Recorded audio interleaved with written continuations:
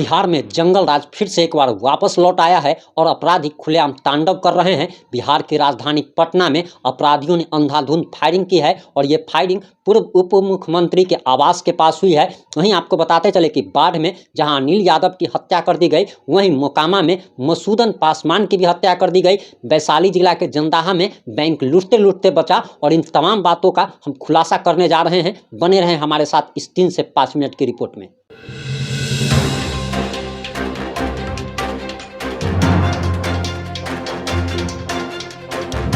नमस्कार, मैं प्रिंस कुमार सिंह और आप देख रहे हैं पॉजिटिव इंडिया। अगर अभी तक आपने चैनल को सब्सक्राइब नहीं किया है तो खबरों से अपडेट रहने के लिए कृपया चैनल को सब्सक्राइब कर लीजिए। और जो लोग ऑलरेडी कर चुके हैं उन तमाम लोगों को धन्यवाद। एक बार फिर से अपराधियों का मनोबल काफ़ी बढ़ चुका है और अपराधी खुलेआम तांडव कर रहे हैं। अंधाधुंध फायरिंग की जा रही है और बिहार की राजधानी पटना में प्रतिदिन हत्याओं का दौर लगातार जारी है। और इसी कड़ी में राजधानी पटना में पूर्व उप मुख्यमंत्री सुशील कुमार मोदी के आवास के पास अंधाधुंध फायरिंग की गई, जिसमें 2 लोगों को गोली लगी है। वहीं आपको बताते चले कि जो घटना सामने आ रही है और मीडिया रिपोर्ट्स के अनुसार बताया जा रहा कि पटना के कदम कुआं थाने के राजेंद्र नगर रोड नंबर 8 स्थित बेबी पार्क एवं पूर्व उप मुख्यमंत्री सुशील कुमार मोदी के आवास के पास 3 अपराधियों ने रात 7:30 बजे एक निजी कंपनी के रिकवरी एजेंट सूरज मिश्रा पर हत्या की नीयत से ताबड़तोड़ फायरिंग कर दी। एक गोली सूरज के कमर में लगी और निकल गई, जबकि दूसरी गोली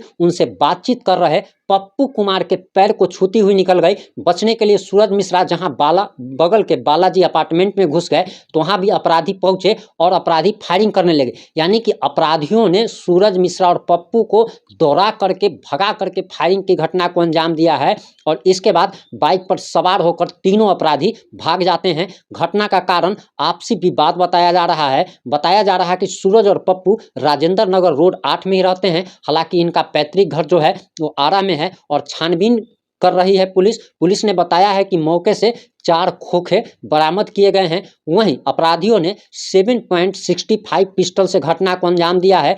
सिटी एसपी वैभव शर्मा ने बताया है कि 2 लोगों को गोली लगी है और दोनों का इलाज पीएमसीएच में चल रहा है। वहीं आपको बताते चले कि दरअसल बताया जा रहा कि ये ताबड़तोड़ फायरिंग जो की गई है वो आपसी रंजिश में की गई है। वहीं सूरज कुमार, जिनको गोली लगी है, सूरज मिश्रा, उन्होंने बताया कि अपराधियों ने 10 राउंड से ज़्यादा फायरिंग की और अपराधी जब गोली चलाने लगे, जब उनको गोली लग गई और जब वह भागने लगे, बालाजी अपार्टमेंट में घुसते हैं, तो उस दौरान अपराधी भी उनके पीछे पीछे आते हैं और ताबड़तोड़ फायरिंग करते हैं। वही आपको बताते चले कि दरअसल एक घटना बाढ़ से भी सामने आ रही है कि बाढ़ में बताया जा रहा कि भदौर थाना क्षेत्र के खजुरार गाँव में अनिल यादव नाम के एक व्यक्ति की गोली मारकर हत्या कर दी गई और इसके पीछे मोबाइल का विवाद बताया जा रहा है। वहीं आपको बताते चले कि दरअसल मोकामा से भी जमीन विवाद में बताया जा रहा कि मसूदन पासवान नाम के एक व्यक्ति की हत्या कर दी गई है। बताया जा रहा कि मोकामा के घुसबड़ी थाने के ईसानगर में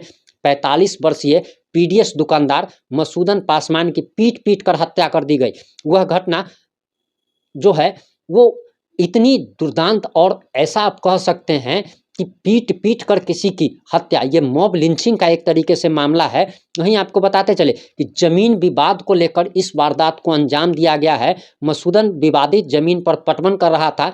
इसी बीच 8 की संख्या में बदमाश आते हैं जिनसे उनका जमीन विवाद चल रहा था और फिर मसूदन पासवान को जो है वो पीटा जाता है और 8 लोग मिलकर इतना पीटते हैं कि मसूदन पासवान इस दुनिया को छोड़कर अलविदा कहकर चले जाते हैं।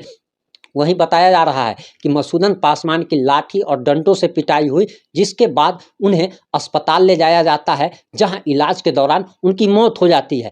वहीं बताया जा रहा कि वैशाली जिले के जंदाहा से जो घटना सामने आ रही है, इसमें बताया जा रहा कि वैशाली जिले के जंदाहा थाना के गुदरी रोड स्थित आशीर्वाद गोल्ड लोन की शाखा में सुबह 3 की संख्या में अपराधी घुस आते हैं, लूटने का प्रयास करते हैं। लेकिन एक महिला कर्मी चंदा कुमारी ने हिम्मत दिखाई और केबिन को गेट के अंदर से लॉक कर दिया। यह देखकर अपराधियों ने केबिन के गेट को धक्का देने का प्रयास किया, लेकिन वह नहीं खुला। जिसके बाद अपराधियों ने 3 से 4 राउंड फायरिंग की और फायरिंग के बावजूद भी जब कर्मी नहीं डरते हैं और गेट नहीं खोला जाता है, इसके बाद जब वहाँ पर भीड़ जमा होने लगती है, लोग जमा होने लगते हैं, तो अपराधी डर के कारण भाग जाते हैं। वहीं बताया जा रहा कि अररिया से भी सूचना आ रही है कि अररिया में पुलिस पर हमला किया गया है और पुलिस को चाकू घोंपा गया है। बताया जा रहा कि अररिया में शराब मामले में छापेमारी करने पहुंची रानीगंज थाना में पदस्थापित दरोगा जयराम चौधरी को मछली मारने वाला सहत बाह में मारकर घायल कर दिया गया। वह एलटीएफ टीम में दरोगा हीरालाल मंडल व रानीगंज थाने के दरोगा जयराम चौधरी सहित दर्जनों पुलिस बल शराब बरामदगी को लेकर छापेमारी करने पहुंचे थे, जहां पर उन पर धारदार हथियार से हमला किया गया और इसमें चाकू जो है वो घोंप दिया गया। अब आप समझ सकते हैं कि बिहार में लॉ एंड ऑर्डर की क्या स्थिति है। और ये जो घटना हमने बताई है, ये जो संज्ञान में आई है वो घटना हमने बताई, जबकि बिहार में अभी प्रतिदिन का अगर देखा जाए तो 50 से लेकर के 100 ऐसी घटनाएं प्रतिदिन सामने आ रही है, जहां कहीं पे किसी को गोली मारी जा रही है, किसी की पीट कर हत्या की जा रही है, कहीं पुलिस के साथ हमला किया जा रहा है, कहीं लूट किया जा रहा है, कहीं रेप किया जा रहा है। और लगातार इन घटनाओं के बावजूद भी मुख्यमंत्री और उप मुख्यमंत्री लॉ एंड ऑर्डर सुधारने के लिए कोई भी कदम नहीं उठा रहे हैं, बल्कि जब पत्रकार उनसे सवाल पूछते हैं तो मुख्यमंत्री और उप मुख्यमंत्री का एक ही जवाब होता है कि आप दिल्ली से तुलना कर लीजिए, आप मणिपुर से तुलना कर लीजिए, आप यूपी से तुलना कर लीजिए। मतलब कहने का मतलब इन लोग का यही होता है कि बिहार में जो कुछ भी हो रहा है ये कोई भी अपराध नहीं हो रहा है और दूसरे राज्यों से बिहार में कम अपराध है।